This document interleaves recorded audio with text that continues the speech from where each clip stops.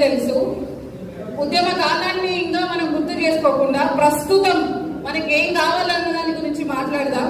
Youth declaration లో చెప్పినట్టు మనకు ఇప్పుడు రెండో సంవత్సరం మళ్ళీ తెలంగాణ అవతరణ దినోత్సవాన్ని జరుపుకోబోతుంది. కానీ ఇంతవరకు గుర్తింపు కార్డులు ఇవ్వలేదు. 16 నెలల కాలం గడిచింది. కనీసం రేవంత్ రెడ్డి గారు 16 సెకండ్ల టైం కూడా ఉద్యమకారుల గురించి మాట్లాడలేదు. మీరందరూ ఇప్పుడు చెప్తున్నారు మేము తీసుకెళ్తామని. ఇంకెన్నేళ్ళు 15 ఏళ్ల కాలంగా ఉద్యమకారుల ఉసురు ఇంకెన్ని సార్లు తీస్తారు?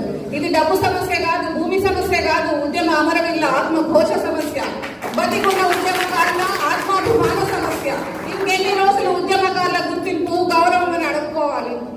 ఉద్యమం చేసి మీకు తెలంగాణ రాష్ట్రాన్ని సిద్ధించి పెడితే మీరు తెలంగాణ రాష్ట్ర ముఖ్యమంత్రి, తెలంగాణ దానికి ఇది అది అని చెప్పుకుంటున్నారు. ఇంకెక్కడ ఉద్యమం అయిపోయిందనే మాటలు మాట్లాడుతూ ఉద్యమకారులను చాలా దారుణంగా అవమానిస్తున్నారు. ఇంకా ఎన్ని రోజులు? దయచేసి సరే, ఇప్పుడు ప్రభుత్వాన్ని మనం ఒక దగ్గరికి చేర్చాలి అంటే నేను ప్రతిపాదిస్తున్నది ఏంటంటే, ఇప్పుడు వివిధ సంఘాలుగా ఉన్న మనము గతంలో ఉద్యమ జేఏసీలుగా ఉన్నాము, ఉద్యమ సంఘాలుగా ఉన్నాము, ఆటో యూనియన్లుగా ఉన్నాము, కార్మిక సంఘాలుగా ఉన్నాము. అందరము ఇప్పుడు ఒక కమిటీ కిందికి రావాలి. ఇప్పుడు కొన్ని సంఘాలు ఉద్యమకారుల గురించి విడివిడిగా కొట్లాడుతున్నాయి. దయచేసి అందరం ఏకతాటి మీదకి వచ్చి ప్రభుత్వం పైన ఒత్తిడి తీసుకొస్తే గానీ ఈ ప్రభుత్వం వినదు. ఎందుకంటే అర్థమైపోతుంది. కనీసం ఒక్కసారి ఉద్యమకారులకు మేమున్నామని ఒక్కరు మాట్లాడలేదు. ఈవెన్ పదవులు వచ్చిన మన కోదండరాం సార్తో సహా ఎవ్వరు ఉద్యమకారులను ఆదుకోవడానికి సిద్ధంగా లేరు. వాళ్ళకి పదవులు వచ్చినప్పుడు ఏం చెప్తున్నారంటే ఇదంతా ఉద్యమకారుల ఫలితం.